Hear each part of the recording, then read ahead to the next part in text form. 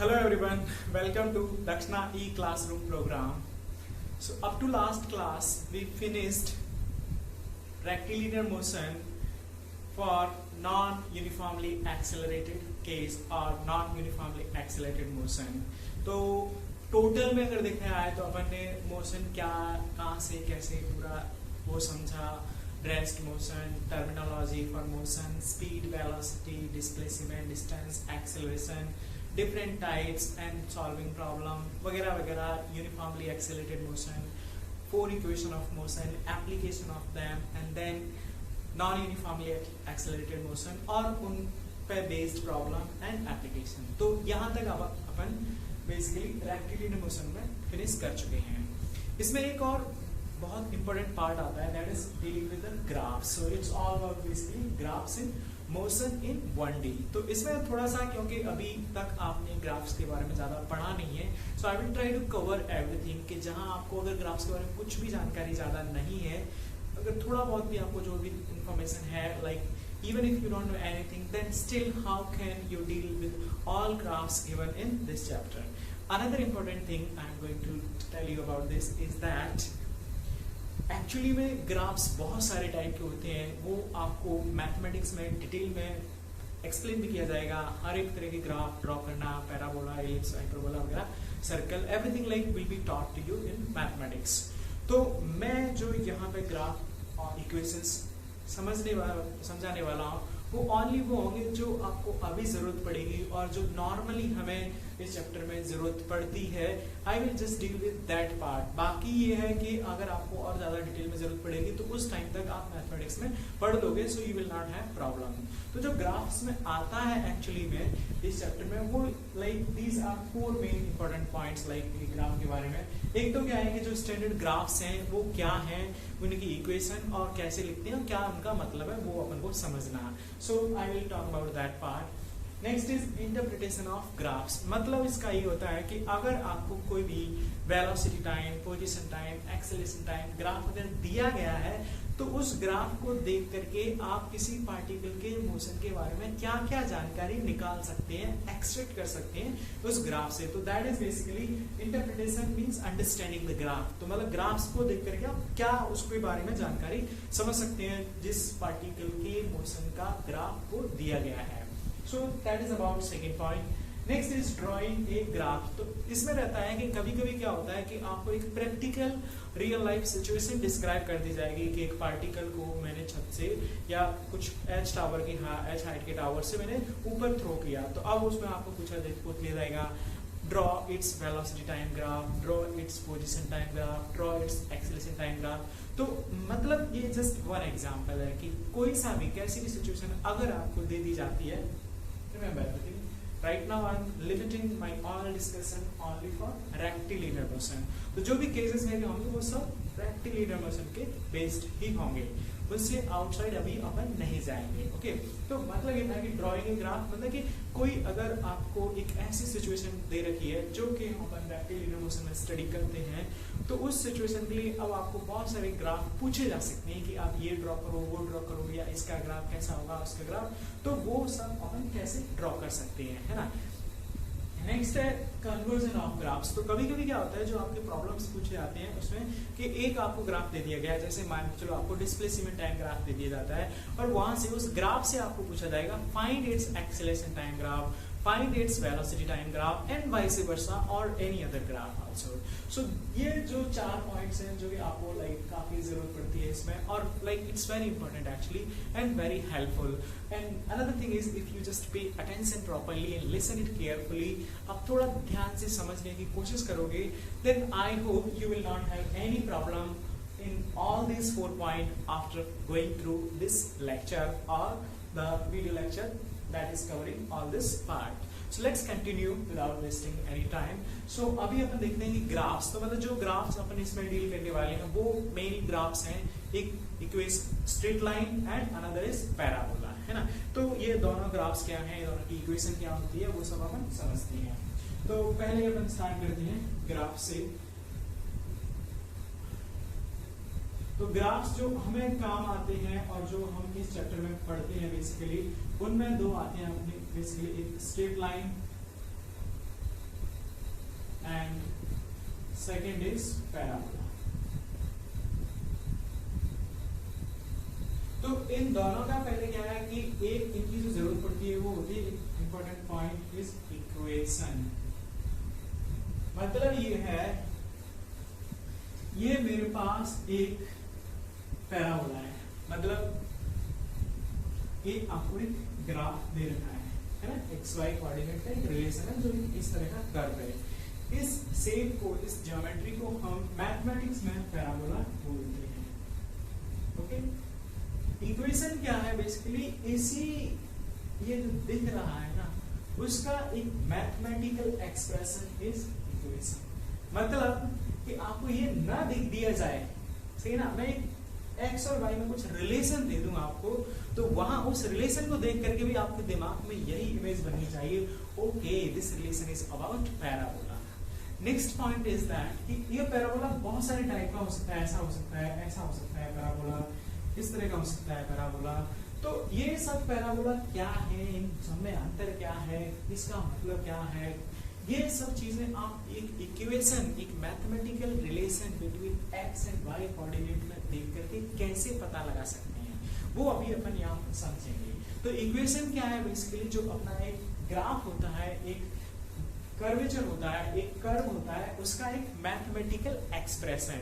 मतलब कि ये सेम चीज आपको यहाँ पे डायग्राम में दिख रही है, उसी को मैं एक डायग्राम में दिखाने की बजाय एक रिलेशन लिख दूंगा आपको, y is equal to some ax square something like that। तो ये भी आपको सेम चीज दे रहा है, ये आपको समझ में आ जाएगी, हाँ सच में ऐसा दे रहा है, राइट। सो दैट इज, तो एक हो जाता है अपने पास पैराबोला, और दूसरा हो जाता है स्ट्रेट लाइन, ऐसा स्ट्रेट लाइन, ऐसा straight line, it can be this straight line, can be this straight line, ऐसे।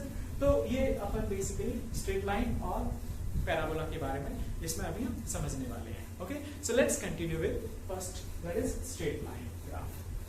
ये सब चीजें आपको मैथमेटिक्स में, आपका एक प्रॉपर चैप्टर है, वहां सब चीजें आपको बहुत डिटेल में डिस्कस की जाएंगी, तो मैं उतना डिटेल में डिस्कस नहीं करने वाला हूँ। मैं बस आपको थोड़ा सा समझाने वाला हूँ जानकारी, जिससे कि तुम्हारा जो हमें फिजिक्स में काम आएगा उतना पार्ट आपका कवर हो जाए। आपको फिजिक्स में जो भी पार्ट यहाँ पे इनसे बेस्ड प्रॉब्लम आएंगी, जहाँ भी आपको जरूरत पड़ेगी, वहां आपको कोई परेशानी नहीं आनी चाहिए। I will try to cover only that part. देखो इक्वेशन क्या है एक्चुअली, अभी हम बात करते हैं स्ट्रेट लाइन से। तो ये देख सकते हो आपकी स्ट्रेट लाइन है ना।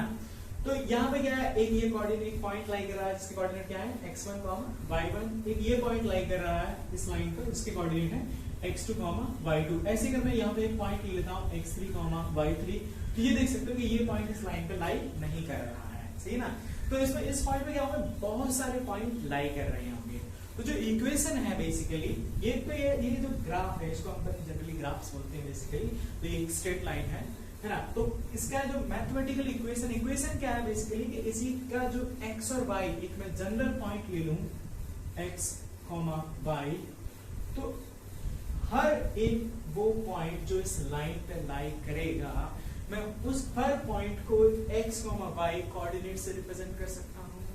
तो instead of writing all the points and all the coordinates, equation क्या होता है कि इन दोनों x और y में एक स्पेशल रिलेशन होता है, एक मैथमेटिकल रिलेशन होता है, जो उन सभी पॉइंट्स को सेटिस्फाई करता है जो इस लाइन पे लाई करेंगे।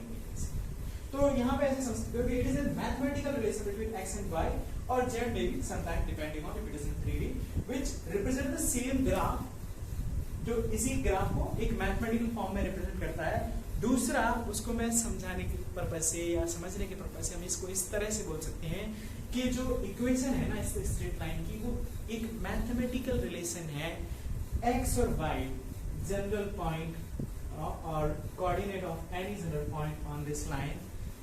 x और y में एक स्पेशल रिलेशन है, जो हर एक पॉइंट इस लाइन पर लाई कर रहा है उसके लिए वैलिड होगा, और कोई भी पॉइंट जो इस लाइन पर लाई नहीं कर रहा है इस स्ट्रेट लाइन पर, उसके लिए वैलिड नहीं होगा। So that will be your equation of straight line. तो अभी अपने पास एक ग्राफ आ गया, हम इसको अब मैथमेटिक्स की टर्म्स में बेसिकली x और y में इसका रिलेशन देखते हैं, that will be equation of hour straight line. Okay, तो देखो यहाँ पे उसको कैसे दिखते हैं, again I told you earlier on also कि ये सब चीजें आपको मैथमेटिक्स में बहुत डिटेल में पढ़ाई जाएंगी बहुत अच्छे से। मैं वो सभी केसेस नहीं डिस्कस करने वाला हूँ, मैं यहाँ पे उतना ही पार्ट डिस्कस कर रहा हूँ जिससे आपको जो रेक्टिलिनियर मोशन में जरूरत पड़े वहां परेशानी ना आए। ओके, तो अब इसको समझते हैं कि स्ट्रेट लाइन का जो इक्वेशन होगा वो क्या है और कैसे हो। तो क्या है, आई थिंक इतना आपको समझ में आ जाना चाहिए। इक्वेशन क्या है, इस लाइन पे लाई करने वाले हर एक पॉइंट का general coordinate basically X and Y में रिलेशन है, जो हर एक पॉइंट जो इस लाइन पे लाई कर रहा है उसके लिए सेटिस्फाई करेगा, सही ना। बाकी अगर ये पॉइंट इस लाइन पे लाई नहीं कर रहा है तो वो जो रिलेशन आएगा एक्स और वाई में वो रिलेशन सेटिस्फाई नहीं करेगा। तो देखो देखते कैसे हैं। तो अभी क्या हो रहा है कि मैं इन दोनों पॉइंट से अगर देखता हूं तो इसका स्लोप क्या हो जाएगा, स्लोप ऑफ लाइन, जिसको अपन tan थीटा भी बोलते हैं और इसको हम m लेटर से भी रिप्रेजेंट करते हैं। तो स्लोप क्या हो जाता है अपना, this is y2 minus y1 by x2 minus x1, so this is y2 minus y1 by x2 minus x1। इस क्वांटिटी को अपन स्लोप बोलते हैं। तो मैंने ये दो पॉइंट से इसका स्लोप निकाला। अब देखो, अगर ये दो पॉइंट से स्लोप निकालूं और मैं दो पॉइंट ये और ये लूं या ये और ये लूं तो वहां से भी तो बात एक ही बननी चाहिए ना। ये स्लोप मतलब क्योंकि स्ट्रेट लाइन है तो स्लोप तो यहाँ पे ऐसा तो है नहीं कि यहाँ ये दो पॉइंट लेंगे तो स्लोप बदल गया या फिर ये दो पॉइंट लेंगे तो स्लोप बदल गया। ऐसी में अगर ये पॉइंट लेता हूँ, दिस इज इसका एक्स कोऑर्डिनेट हो जाएगा, दिस इज सी अगर मान लेता हूँ कुछ, है ना, और एक्स कोऑर्डिनेट तो इसका 0 हो गया।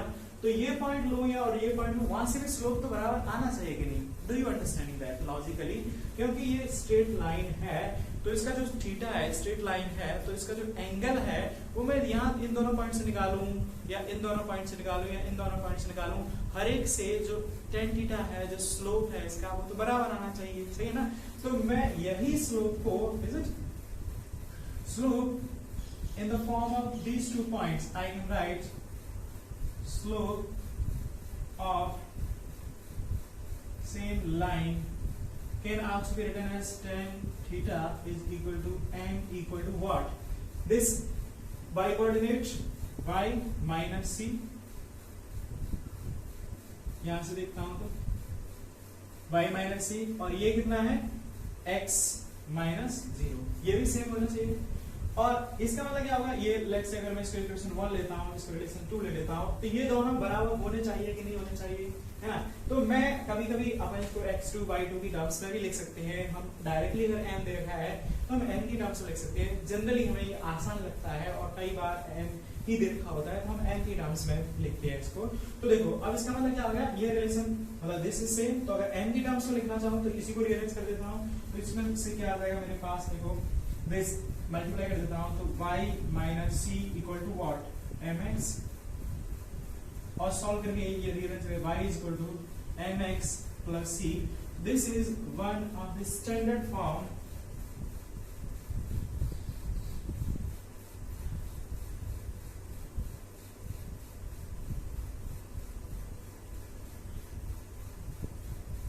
इक्वेशन ऑफ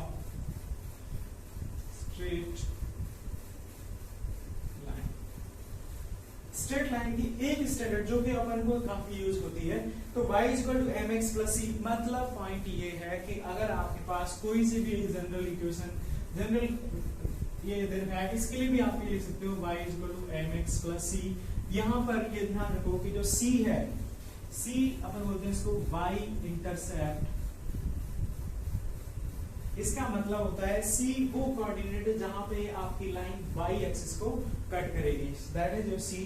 m क्या है, स्लोप हो गया, m इज स्लोप, x और y क्या है, जनरल कोई भी पॉइंट जो इस लाइन पे लाई करेगा उसके कोऑर्डिनेट का रिलेशन। तो अगर मैं ये पॉइंट यहाँ पे लेता हूँ और उसको यहाँ पे सब्स्टिट्यूट करूंगा तो वो रिलेशन वो मतलब ये रिलेशन उस पॉइंट के लिए सेटिस्फाई करेगा। अगर मैं ये पॉइंट लेता हूँ तो ये सेटिस्फाई नहीं करेगा।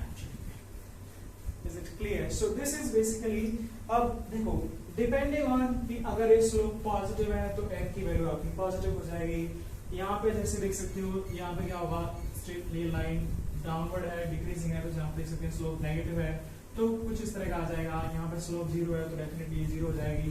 देखो है ना। अगर मैं ये लाइन लेता हूँ तो इसका स्लोप कितना हो गया, एंगल कितना हो गया 0, तो स्लोप 0 मतलब ये क्या हो जाएगा 0, तो y बराबर c, और यही तो होता है ना, देखो एग्जैक्टली यही इक्वेशन। तो ये जनरल फॉर्म है, जनरल और स्टैंडर्ड फॉर्म, जो कि हर एक स्ट्रेट लाइन को रिप्रेजेंट करती है। So I hope this should be clear. जैसे इसमें एक एग्जांपल लेता हूं मैं,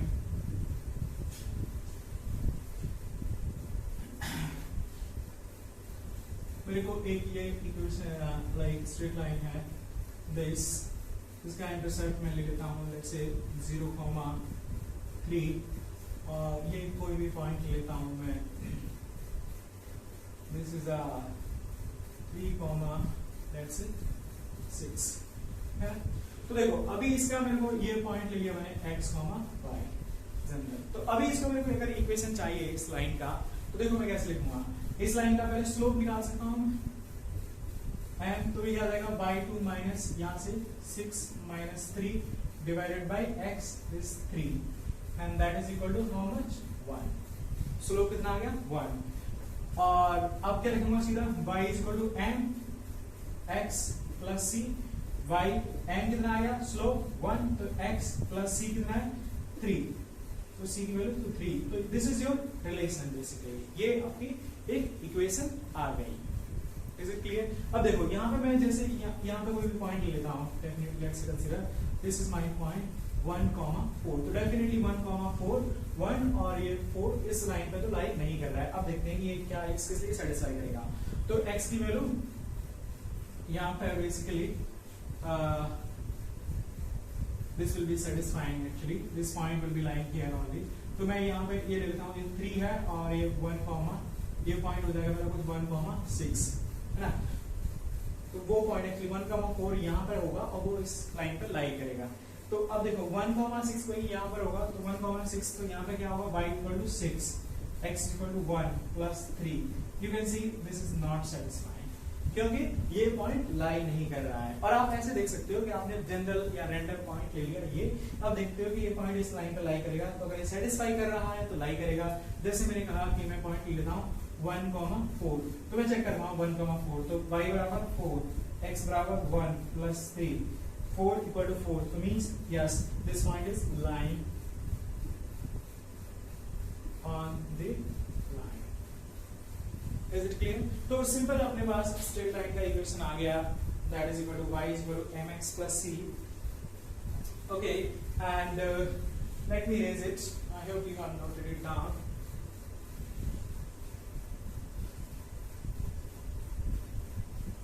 तो ये जो अपने पास स्ट्रेट लाइन का इक्वेशन आया, कोई सी भी स्ट्रेट लाइन हो आप ये 1, 2, 3, 4, basically all straight line can be expressed in this form, y is equal to mx plus c। यहाँ पे हर एक स्ट्रेट लाइन के लिए आपका m बदल जाएगा और c बदल जाएगा, and this is the general form where each straight line can be represented exactly in this form by substituting the proper values of m and c। Is that clear? दूसरी बात, अगर आपको एक मैथमेटिकल रिलेशन इस form में दिख रहा है y equal to something mx plus c, जिसमें velocity equal to 2t plus 5, तो अब मैं पूछता हूँ कि इसका जो vt ग्राफ आएगा वो कैसा आएगा? That will be a straight line, क्योंकि ये v क्या हो गया y, 2 slope t x c y। तो आप इसका ग्राफ भी ड्रॉ कर सकती हो। यहाँ से देखो c की वैल्यू कितनी हो गई 5, स्लोप कितना हो गया 2, यहाँ से पास करते हुए थीटा, और यहाँ पे लिखे हुए tan थीटा बराबर 2। तो दिस इज इसका ग्राफ कुछ इस तरह का आएगा, समझ में आ रहा है? तो मतलब अगर आपको लाइन दे रखा है तो आप इस तरह से लिख सकते हैं, अगर आपको ग्राफ दे रखा है तो इसका मतलब इंटरप्रिटेशन ऐसे भी कर सकते हैं कि इसका मतलब ये है। Is that clear? और अभी आप आगे प्रॉब्लम सॉल्व करेंगे तो आपको और चीजें क्लियर हो जाएंगी कि हाँ ग्राफ्स में ये इक्वेशन से कैसे डील किया जाता है। So let's talk about next part, that is parabola। So I hope up to straight line things are clear with everyone. Is it?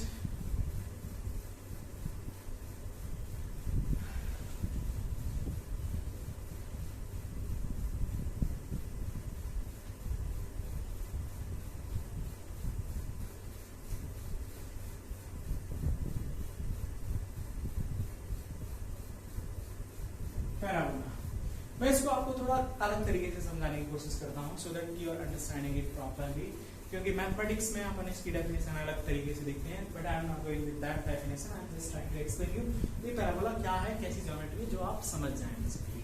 तो अगर जैसे मैं यहाँ पे लिखता हूँ जनरल टर्म्स में इसकी इक्वेशन रहती है ax² + bx + c, और अगर मैं इसको एक क्वाड्रेटिक इक्वेशन लेता हूँ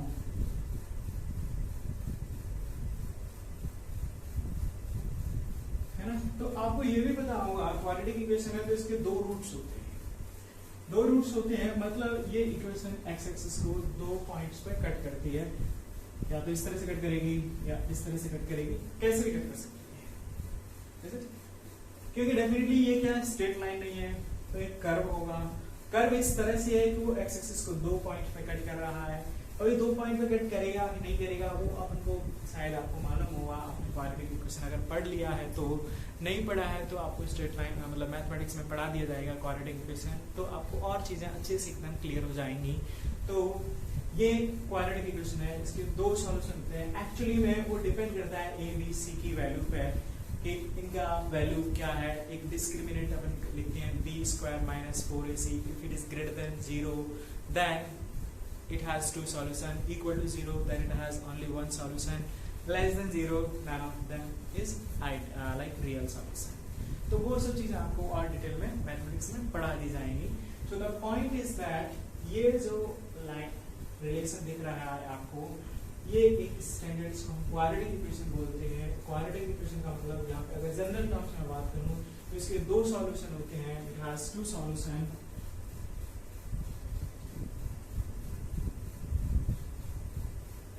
और टू सॉल्यूशन का मतलब होता है it crosses x axis twice.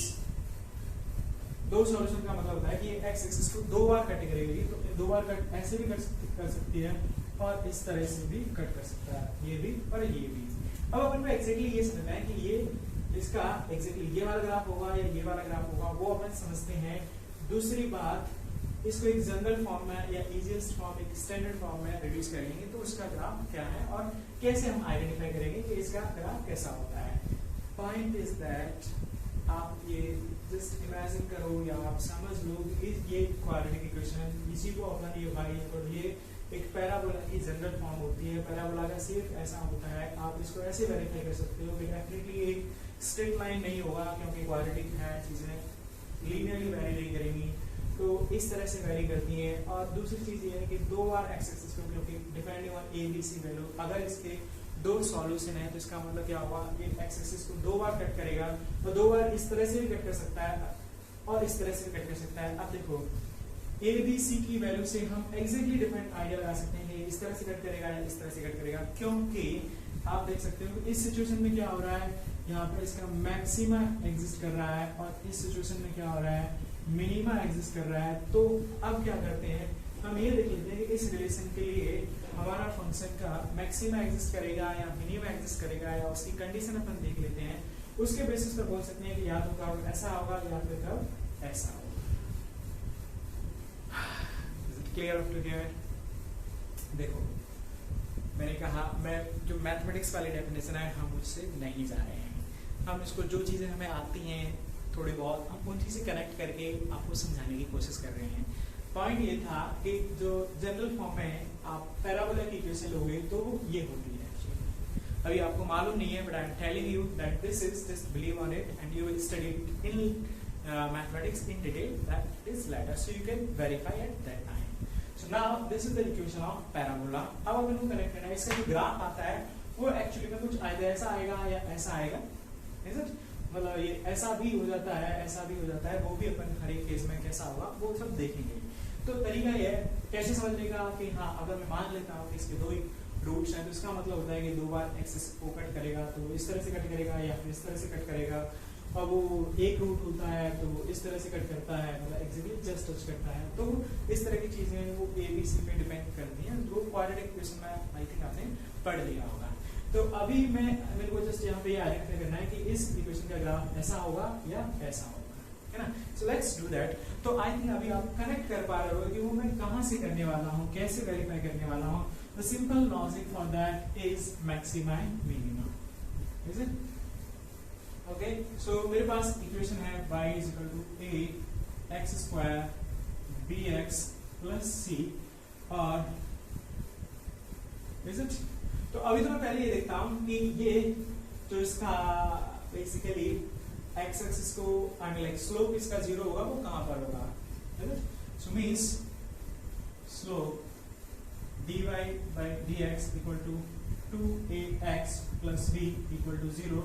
This implies x equal to minus b by 2. फिर डिपेंडिंग ऑन कि अगर मैं ये बोलता हूँ a और b दोनों पॉजिटिव है तो ये क्या होगा, एक नेगेटिव क्वांटिटी हो जाएगी। तो मतलब इधर कहीं ये इसका लाइक मिनिमा या मैक्सिमा एग्जिस्ट करेगा, क्रिटिकल पॉइंट एग्जिस्ट करेगा। अगर ये b नेगेटिव हो जाता है, a पॉजिटिव है तो इधर कहीं एग्जिस्ट करेगा। सिमिलरली b पॉजिटिव और a नेगेटिव हो जाता है तब भी इधर कहीं और एग्जिस्ट करेगा आपका क्रिटिकल पॉइंट। तो ये आपका आ जाता है किसके लिए, this is your critical point. Try to connect it from maxima and minima, is it? Next है, अब ये क्या है मेरा फर्स्ट डिफरेंशिएशन, सेकंड डेरिवेटिव।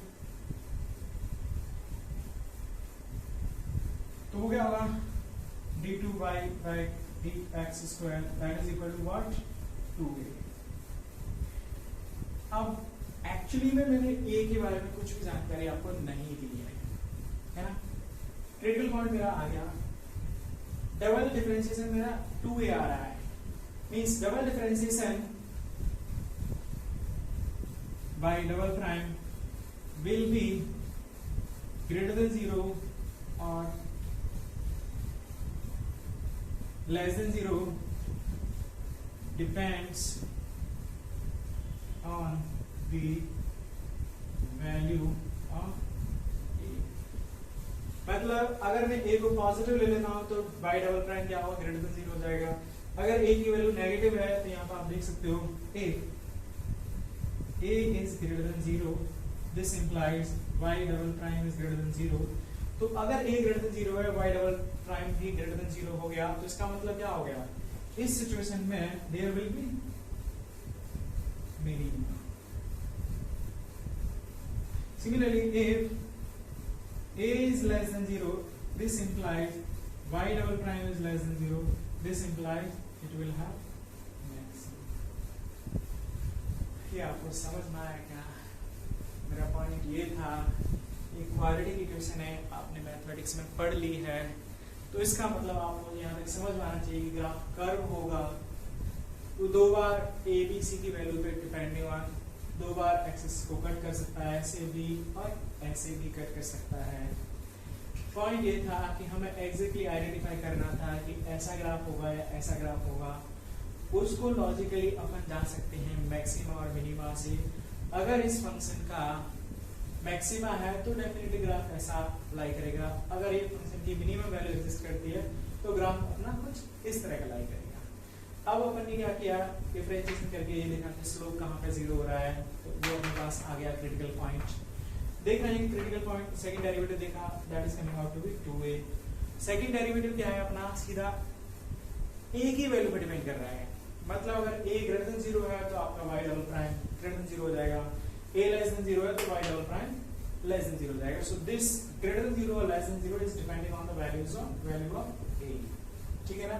अब मैं यहाँ पे देखो सीधा बोल सकता हूँ कि अगर a की वैल्यू पॉजिटिव हो गई तो ये क्या हो जाएगा, a पॉजिटिव मतलब y double prime is also positive. इसका मतलब क्या होता है, अगर किसी ग्राफ इक्वेशन के लिए आपका डबल डिफरेंशिएशन क्रिटिकल पॉइंट है ग्रेटर देन 0 आ रहा है, इसका मतलब क्या होता है कि उस फंक्शन के लिए मिनिमा एग्जिस्ट करेगा, तो मतलब इसकी इक्वेशन कैसे आएगी, ऐसे in case of minima, right. Similarly if a is less than 0, इसका मतलब क्या होगा, y double prime is maxima. तो एक मैक्सिमा के लिए क्या होगा ऐसा, तो इस केस में क्या हो जाएगा बेसिकली मैक्सिमा। ये कब होगा, आप बोल सकते हो जब a लेस देन 0 होगा तो ग्राफ इस तरह का आएगा, ये a ग्रेटर देन 0 होगा तो ग्राफ इस तरह का आएगा। So I hope it's clear up to here. Let me explain it more so that clear to you. So the conclusion is that for parabola, general equation of parabola अपन इस तरह से लिखते हैं। अभी अपन ने देखा इसका critical point is x equal to minus b by 2a और मैक्सिमा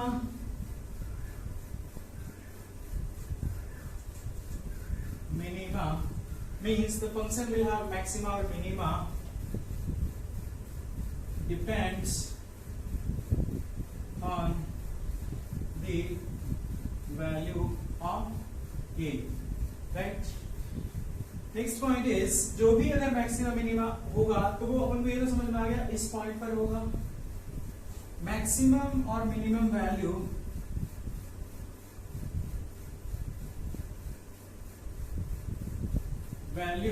वो क्या लिख सकता हूं मैं y at x is equal to b by minus b by 2a। तो ये इसमें रख देता हूं तो इस equal to basically a b square by 4a square इसमें रखेंगे तो minus b square by 2a plus c। Is it? तो ये देखो कितना आ गया, a कैंसिल हो गया, b square by 4a minus b square by 2a, this comes out to be minus b square by 4a plus c।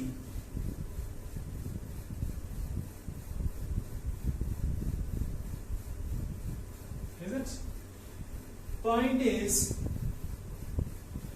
if a is greater than 0, अभी अपन ने देखा y double prime is greater than 0, this implies it will have minima। मतलब ये हो गया critical point, इसका जो minima होगा तो ग्राफ कुछ इस तरह का होगा and this is greater than 0। तो एक्चुअली में a greater than 0 है तो ये डेफिनेटली क्या हो जाएगा मेरा b की वैल्यू पे भी हालांकि डिपेंड करेगा। तो मैं जनरल टर्म्स में ही लिख देता हूँ, इसके कोऑर्डिनेट आ जाएंगे basically this coordinate is minus b by 2a comma this minus b square by 4a plus c, this is it. और so it will have minima, the graph will be like this। Similarly, if a is less than 0, y double prime will be less than 0, it will have maxima। उस case में graph कुछ इस तरह का दिखेगा आपको and these coordinates will have minus b by 2a comma minus b square by 4a plus c। तो यहाँ से अपन समझ सकते हैं कि a और b की मतलब इसकी मेनली b की वैल्यू पर डिपेंड करती हैं चीजें, इस सॉरी a की वैल्यू पर डिपेंड करता है whether graph will be like this और like this। कोऑर्डिनेट एग्जैक्टली क्या होंगे वो सब a b c की वैल्यू पर डिपेंड करता है, तो वो अगर आपको दे दी जाती है then we will have proper like exactly graph की कौन सा पॉइंट कहाँ क्या लाई करेगा और एग्जैक्टली कैसा ग्राफ होगा। So let's reduce it to some standard form actually, क्योंकि जनरली हमें ये यूज नहीं होता है। हाँ, पॉइंट इज दैट अगर यूज होता है कहीं तो हमें परेशानी नहीं है, हम इसको भी सॉल्व कर लेंगे, आता भी है बट कम आता है एक्चुअली में ये। सो जो स्टैंडर्ड इक्वेशन ऑफ पैराबोला है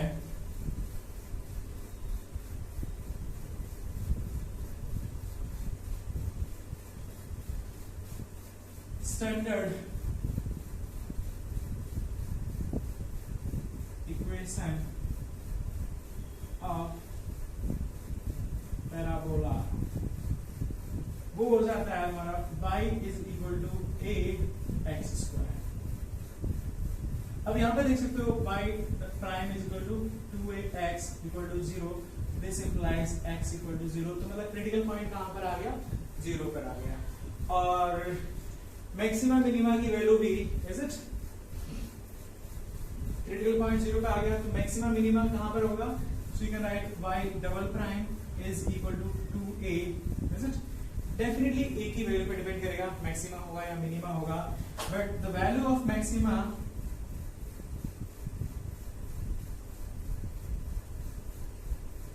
और minima both will be like y x equal to 0 is equal to a into 0 square is equal to zero.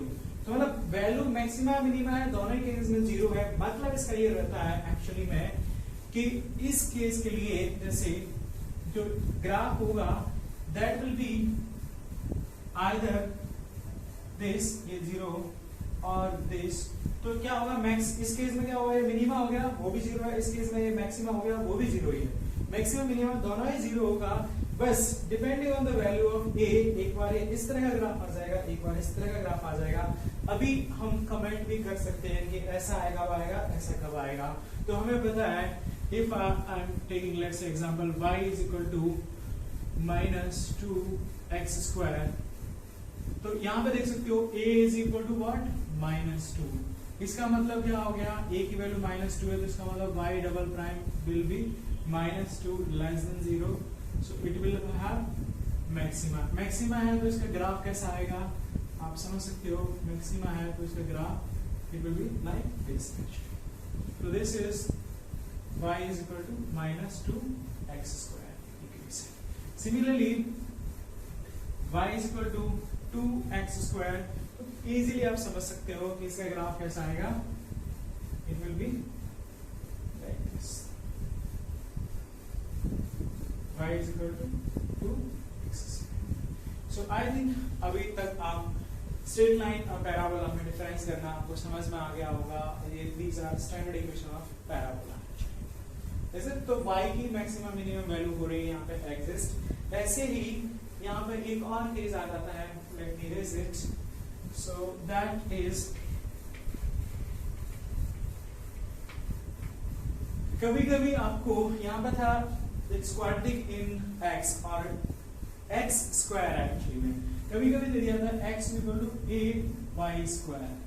तो ये कैसा पैराबोला होगा, एक्चुअली में यहाँ पे पैराबोला आपका आइदर ऐसा होगा या फिर ऐसा होगा, इसे।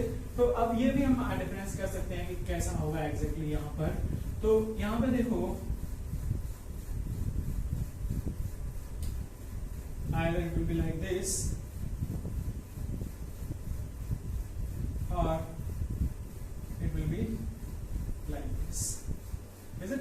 अब देखो ये मेरा क्या है x, तो इसके ग्राफ के लिए अगर मैं इसको थोड़ा सा घुमा कर कैसे देखूं तो ये क्या रहा है, इस ग्राफ के लिए x पॉजिटिव x एक्सिस इधर हो गया, ये y एक्सिस। तो इस ग्राफ के लिए क्या हो रहा है, ये मिनिमम एग्जिस्ट कर रहा है, और इस ग्राफ के लिए क्या हो रहा है, ये इसको अगर मैं थोड़ा सा if I rotate it by 90 degree तो ग्राफ ये आपको ऐसा ही दिखेगा ना, where this is x axis and this is y axis। तो x axis तो ये इसका क्या होगा, बेसिकली मिनिमा हो गया, और ये क्या हो गया, इसका मैक्सिमा हो गया। और मिनिमा कब होता है, जब इसका ये जो a है, a is what greater than 0, तो इसका मतलब क्या होगा मिनिमा, तो मतलब a ग्रेटर देन 0, तो अपना ये आ जाएगा basically y is equal to a x², sorry x is equal to let's say मैं इसको 2y² का ग्राफ, a ग्रेटर देन 0 का ग्राफ ये आ जाएगा। ऐसे ही x इक्वल टू -2y² का ये ग्राफ। क्लियर। तो मैं इन जनरल फॉर्म में अगर लिखूं चारों केसेस को क्लब करके, so let me erase this. देखो यहाँ पे मैं एक बार फिर से एक्सप्लेन कर देता हूँ आपको। x बराबर a² मतलब यहाँ पे ये हो गया, पहले अपने पास क्या हो रहा था, y बराबर समथिंग ax², मतलब x की दो वैल्यू के लिए y की एक वैल्यू मिल रही थी, तो ग्राफ इस तरह से सिमेट्रिकली अपना जा रहा था। अभी यहाँ पे क्या हो रहा है, y की दो वैल्यू के लिए y की प्लस y माइनस y की x की एक ही वैल्यू मिलेगी, तो ग्राफ इस तरह से सिमेट्रिक होगा x एक्सिस के अबाउट, यहाँ पर सिमेट्रिक y एक्सिस के अबाउट। ओके, ग्राफ इक्वेशन क्या है, पैराबोला का ही है, तो ऐसा ही होगा, ऐसा ही होगा। अब कौन से केस में कैसा होगा वो देखने के लिए अपन ने क्या किया, इसको थोड़ा सा अपन ने ये y मतलब ये क्या x है, x की मैक्सिमम मिनिमम वैल्यू, तो अपन देख सकते हैं कि अगर इसको ऐसे घुमा देता हूँ तो इस केस में क्या हो रहा है, x की ये क्या हो रही है मिनिमम वैल्यू है, और ये इसके लिए क्या हो रही है मैक्सिमम वैल्यू है। तो मिनिमम कब होती है, जब a की वैल्यू ग्रेटर देन 0 होती है, मैक्सिमम कब होती है, जब a की वैल्यू लेस देन 0 होती है। तो इजीली अपन कनेक्ट कर सकते हैं, है ना। तो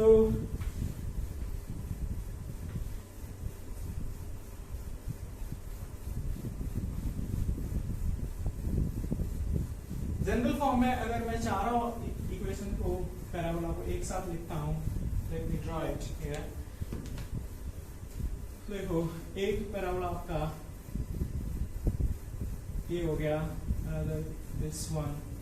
You don't go for the graph exactly, is it? Just try to understand the logic. This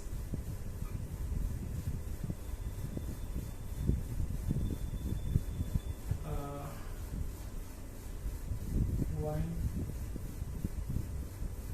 two, three, and this is your. तो एक ये और एक ये। तो इसके लिए देखो, इसके लिए क्या लिखेंगे अपन, y is equal to some k x square, k greater than 0, है ना। इसके लिए क्या लिखूंगा मैं, x equal to some k y square, सही, k ग्रेटर देन 0। इसके लिए क्या हो जाएगा अपना, x equal to minus k x square, k y square. और इसके लिए क्या हो जाएगा, फोर्थ के लिए y is equal to minus k x square, where k is greater than 0। तो जनरल फॉर्म में कोई सा भी पैराबोला कौन से केस का होगा वो आप आइडिया यहाँ से लगा सकते हैं। सो this is about basically graph, जो स्टैंडर्ड ग्राफ इक्वेशन अपन को काम आने वाली है, that is straight line equation and parabola equation. तो वो अपन ने दोनों डिस्कस कर लिया। अभी अपन चलते हैं next, velocity time, acceleration time और वो सब अपने means all these graphs related to rectilinear motion. So basically graphs, तो मैंने बताया था कि अपन मेनली दो ग्राफ के बारे में यहाँ पर स्टडी करेंगे, that is straight line and parabola. तो दोनों अपन ने लाइक एक्सप्लेन कर दिए। आई होप आपको चीजें समझ में आ गई होंगी कि स्ट्रेट लाइन की इक्वेशन क्या है, हर एक स्ट्रेट लाइन की इक्वेशन अपन जनरल टर्म्स में कैसे लिख सकते हैं, और कोई सी भी अगर आपको स्ट्रेट लाइन दे दी जाती है, डाटा दे दिया जाता है, इंटरसेप्ट या दो पॉइंट या फिर मतलब, तो वहां से स्लोप निकाल लेंगे, तो स्लोप दे दिया जाता है, डिपेंड होगा कि क्या आपको दिया गया है, तो आप स्ट्रेट लाइन की इक्वेशन लिख सकते हैं। अगर एक इक्वेशन दे रखी है तो वहां से आप आइडिया भी लगा सकते हैं कि हाँ ये जो ग्राफ आएगा वो एक स्ट्रेट लाइन आएगा।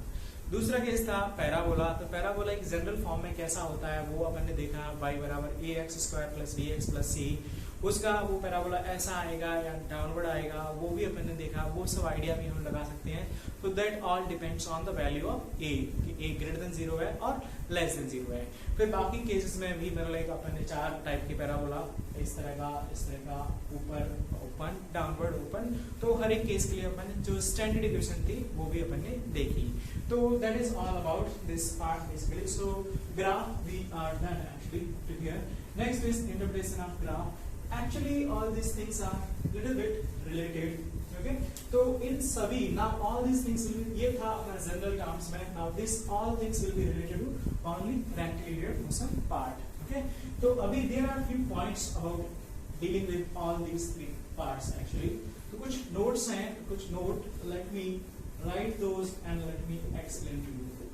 First, अपन ने देखा कि अगर अपने पास पोजीशन और टाइम रिलेशन है तो वहां से अपन क्या लिखते हैं, v equal to ds by dt और dx बाय dt, और ये क्या होता है, स्लोप ऑफ st और xt ग्राफ। मतलब इस पॉइंट का क्या समझना आता है, मतलब सिंपल सा ये है that slope of displacement time graph gives velocity। मतलब कि कोई भी अगर आपको एक डिस्प्लेसमेंट टाइम ग्राफ दे रखा है, उसके आप स्लोप को स्टडी करेंगे तो वो आपको वेलोसिटी का आइडिया दे देगा और वेलोसिटी दे देगा।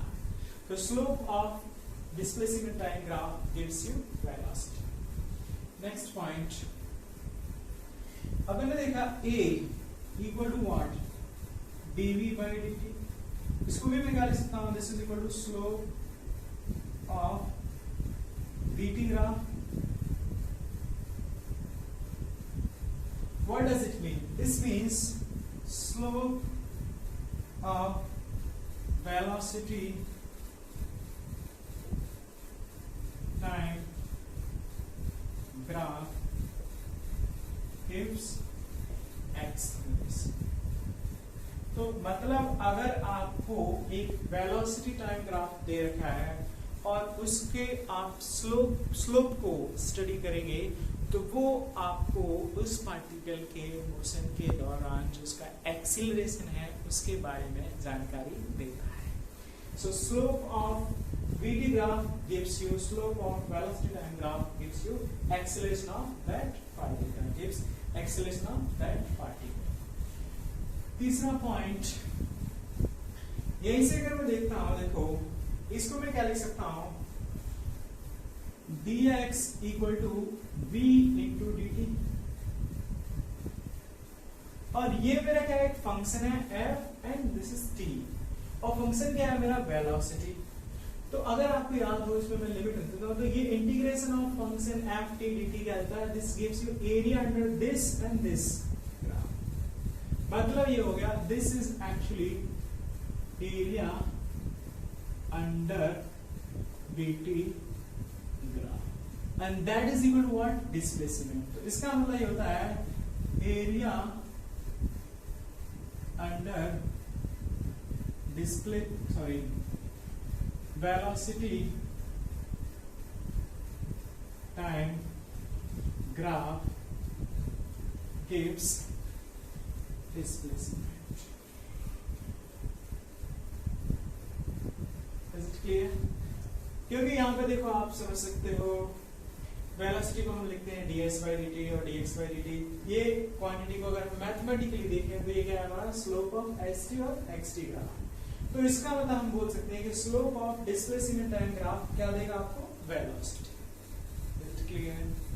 ऐसे एक्सीलरेशन को मैं लिखता हूं तो dv by dt, तो ये क्या हो गया, दिस अगर इसको देखा है मैथमेटिकली थोड़ा समझें तो ये क्या है स्लोप ऑफ vt ग्राफ, और स्लोप ऑफ vt ग्राफ क्या है, एक्सीलरेशन. तो इसका मतलब क्या हो सकते हैं कि slope of vt graph gives you acceleration.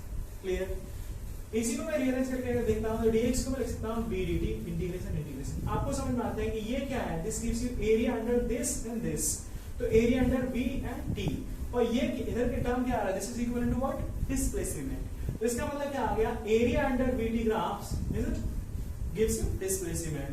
So this is equal to what, area under velocity time graph gives you displacement. Fourth point is that मैं यहां से लिख सकता हूं dv from here can be written as a into dt by going in exactly same manner.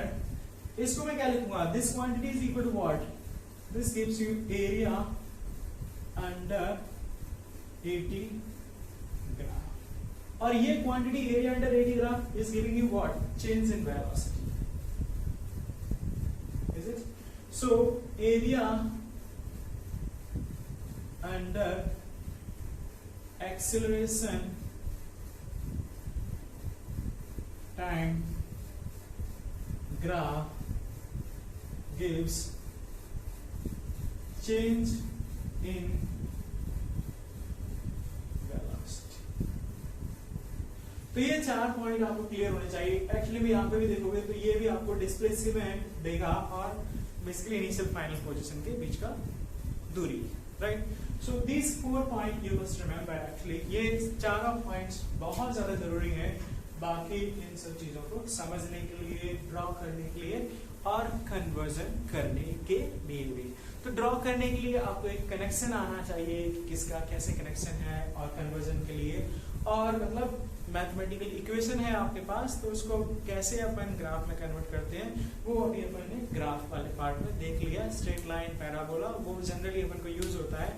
आगे जो भी use होंगे वो आपको स्टडी कर आप पढ़ लोगे मैथमेटिक्स में. So nothing to worry about. Even different types of graph, mostly we will deal with straight line और पैराबोलिक ग्राफ. तो उन दोनों केसेस में तो आपको कोई परेशानी आनी नहीं चाहिए. So these are 4 points about actually this graph और interpretation of graphs, drawing of graph. तो अभी इनको थोड़ा और डिटेल में एग्जैक्टली अपन आगे नेक्स्ट क्लास में, नेक्स्ट लेक्चर में समझते हैं. Up to here, remember the equation, remember the graph condition for parabola, open upward, open downward, open right, open left. तो वो सब चीजें के e greater than, less than, maxima, minima, वो condition, equation of straight line y is equal to mx plus c, और ये 4 point slope of xt graph gives you velocity, slope of vt graph gives you acceleration, area under vt graph gives you displacement or change in displacement. Similarly, area under AT graph gives you change in velocity. So let's continue from here onward in next class.